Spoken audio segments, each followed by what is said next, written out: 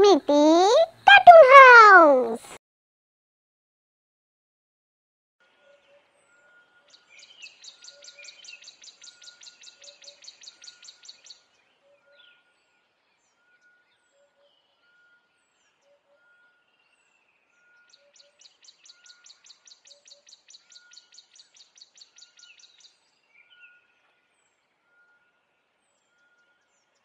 জানো মা, দাদা আর আমি একটা কথা ঠিক করেছি। কি কথা বাবা? আমরা ঠিক করেছি আর তোমাকে কাজকর্ম করতে হবে না। এবার থেকে আমরা এই কাজে যাব, তুমি বাড়িতে বসে বিশ্রাম নাও। হ্যাঁ মা, আর তোমাকে আর কোথাও যেতে হবে না কাজ করতে। বাবা মারা যাওয়ার পর থেকে তো তুমি একাই কাজ করে আমাদের তিনজনকে বড় করলে। এবার থেকে আমরাই কাজে যাব। দাদারা একদম ঠিক কথা বলেছে। তোমার বয়স হয়েছে, তোমাকে আর কাজকর্মের দিকে দেখতে হবে না। এবার থেকে আমরা তিনজন কাজ করে রোজগার করব। কিন্তু তোরা কি কাজ করবি? আমি তো লোকের বাড়িতে কাজ করি, বাসন মাজা, ঘর মোছা। তোরা এখন এই গ্রামে কি কাজ পাবি বলতো? আমরা ঠিক করেছি গ্রামের বাইরে গিয়ে কাজ খুঁজবো। তুমি ওসব নিয়ে ভেবো না, আমরা ঠিক কাজ খুঁজে নেব। তবে মধুকে আমাদের সাথে যেতে হবে না। মধু বাড়িতেই থাকুক, ও তোমার দেখাশোনা করবে। সে কি দাদা, তোমরা যাবে আর আমি বাড়িতে বসে থাকবো? না না, এটা হতে পারে না। কেন হতে পারে না? তুই তো সবার ছোট, তোকে কোথাও যেতে হবে না। তুই বাড়িতেই থাক, মায়ের দেখাশোনা করবি। আমরা কাজ করে রোজগার করে আনবো। কাল সকালেই আমরা রওনা দেবো।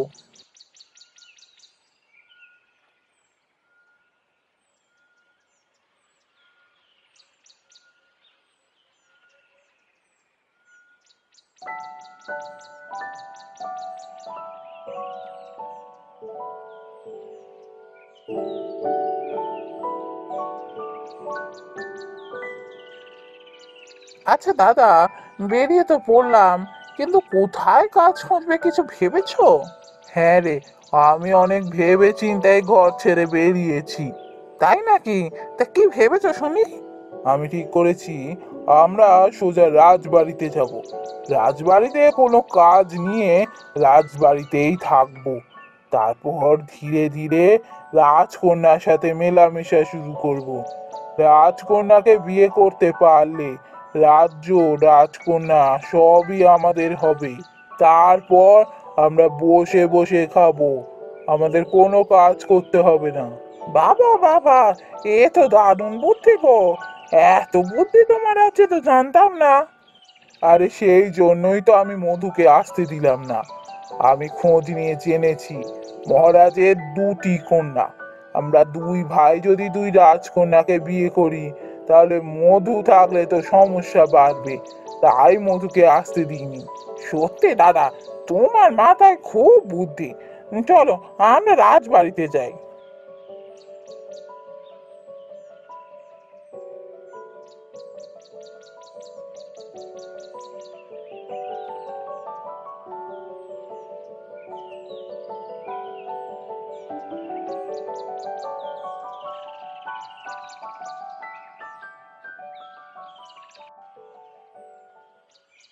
কে তোমরা?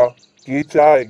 মহারাজ, আমরা দুই ভাই কাজের সন্ধানে ঘুরে বেড়াচ্ছি, কোথাও কোনো কাজ পাইনি। অনেক আশা করে আপনার কাছে এসেছি। আমাদের যা হোক একটা কাজ দিন মহারাজ। কাজ? তা কি কাজ পারো তোমরা? আপনি যা বলবেন আমরা তাই করব। যে কোনো কাজ আমরা করতে পারবো। কাজ বলতে রাজবাড়িতে তো কোনো কাজ নেই। তবে হ্যাঁ, যদি সেনা হয়ে সেনা দলে যোগ দিতে চাও তাহলে একটা কাজ দিতে পারি। তোমাদের ঢাল তলোয়ার কিছু আছে? না মহারাজ, আমাদের কাছে তো কিছু নেই। তোমরা তো কিছুই জানো না। ঠিক আছে, আজ থেকে তোমাদের যুদ্ধবিদ্যার প্রশিক্ষণ শুরু হবে। আগামী 1 মাসের মধ্যে যদি তোমরা সবকিছু শিখতে পারো, তাহলে আমি তোমাদের সেনায় নিযুক্ত করব। না হলে আর কোনো কাজ দিতে পারবো না। তোমরা তোমাদের বাড়ি ফিরে যাবে।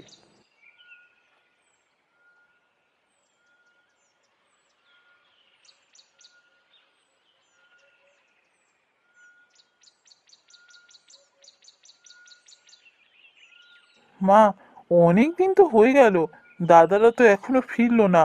এইভাবে আমাদের আর কতদিন চলবে? আমি ঠিক করেছি এবার আমি কাজে বেরোবো। মধু, তুইও চলে যাবি তোর দাদাদের মতো? আমি কি একা পড়ে থাকবো? না না মা, আমি গ্রাম ছেড়ে কোথাও যাব না। সকালে কাজের খোঁজে বেরোবো, সন্ধেবেলা আবার বাড়ি ফিরে আসবো। দেখি না, গ্রামে নিশ্চয়ই কারোর কাছে কোনো কাজ পাবো।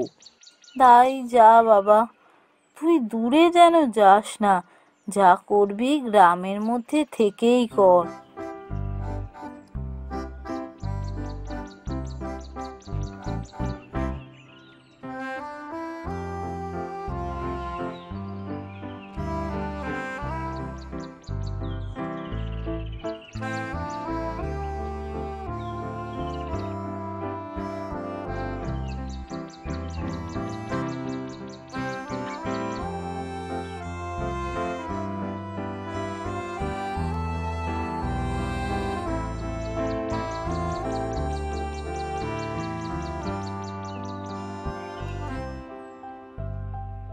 শোনো, শোনো, শোনো, রাজবাড়িতে একটি বসে আঁকো প্রতিযোগিতা হবে। প্রতিযোগিতায় যে প্রথম হবে তার জন্য থাকবে প্রচুর পুরস্কার। শোনো, শোনো, শোনো।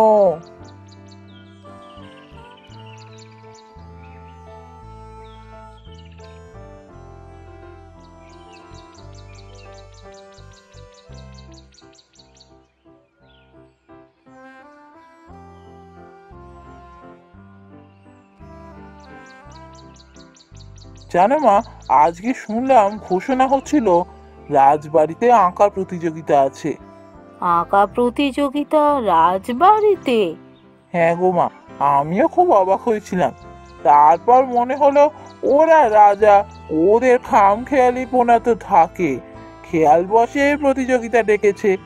বলছিল প্রথম পুরস্কার যে পাবে তাকে অনেক কিছু দেবে মহারাজ।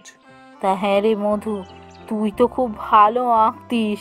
যা না বাবা, দেখ না প্রতিযোগিতায় নাম দিয়ে, যদি পুরস্কার পাস। হ্যাঁ মা, আমিও সেটাই ভেবেছি। এই রবিবারই হবে প্রতিযোগিতা। আমিও যাব প্রতিযোগিতায় নাম দিতে।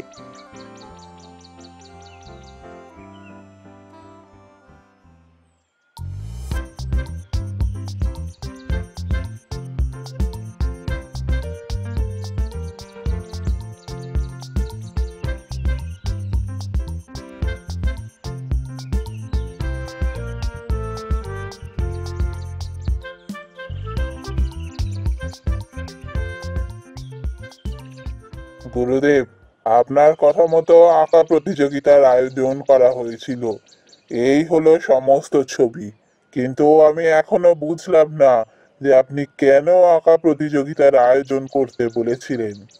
মহারাজ, আপনিই তো বলেছিলেন বড় রাজকন্যা সুবর্ণলতার সাথে যার বিবাহ হবে সেই হবে এই রাজ্যের ভবিষ্যৎ রাজা।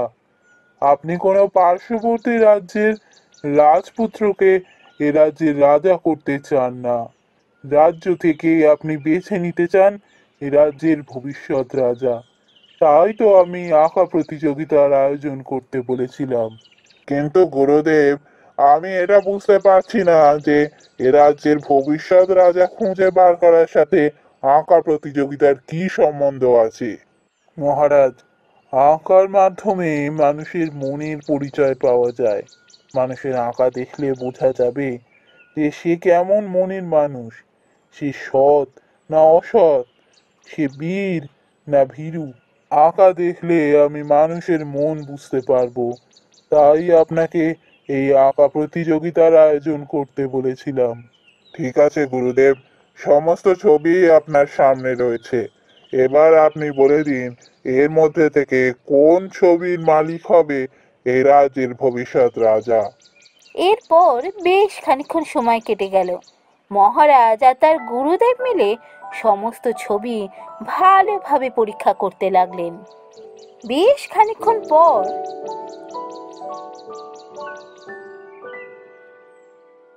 মহারাজ, এই ছবির মালিকই হবে আপনার ভবিষ্যৎ রাজা। এই ছবির মালিককে আপনি ডেকে পাঠান।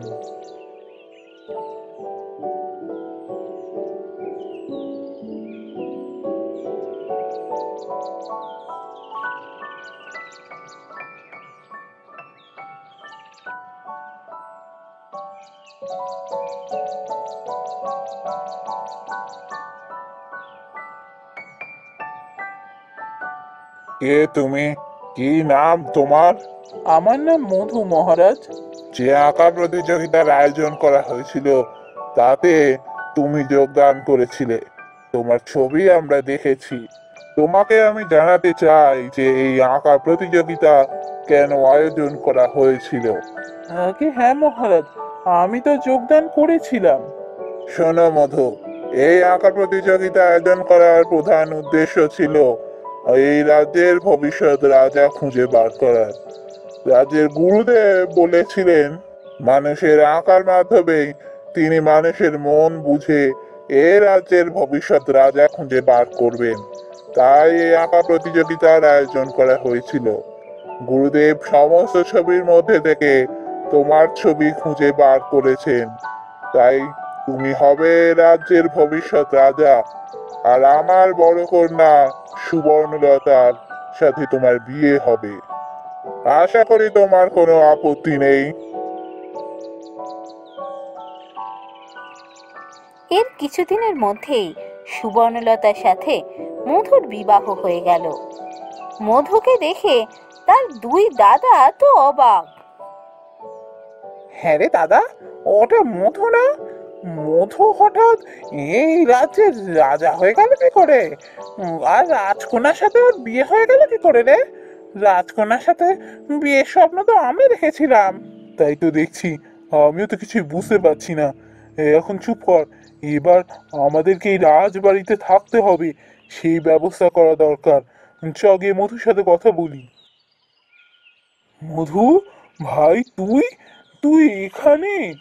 দাদা, তোমরা এখানে? তোমাদের জন্য কতদিন আমরা অপেক্ষা করলাম, তোমরা তো ফিরেই গেলে না। ওরা তোমার ভাই মধু?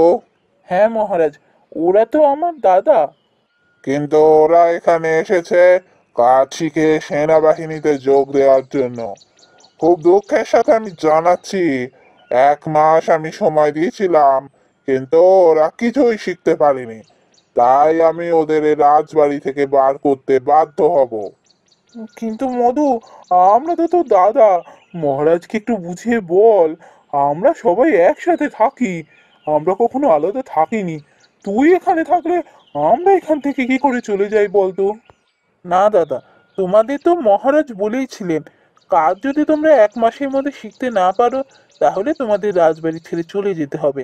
আর তাতেই তো তোমরা রাজি হয়ে এই রাজবাড়িতে কাজ শেখা শুরু করেছিলে। 1 মাস হয়ে গেছে, তোমরা কাজ শিখতে পারোনি। সুতরাং মহারাজের কথা মতোই তোমাদের রাজবাড়ি ছেড়ে চলে যেতে হবে। তোমরা বরং আমাদের গ্রামের বাড়িতে ফিরে যাও, সেখানে গিয়ে খেটে খাও। আমি আর মা আজ থেকে এখানেই থাকবো। এরপর মধুর দুই দাদা রাজবাড়ি ছেড়ে ফিরে যায় বাড়িতে, আর মধু তার মাকে নিয়ে সুখে শান্তিতে দিন কাটাতে থাকে।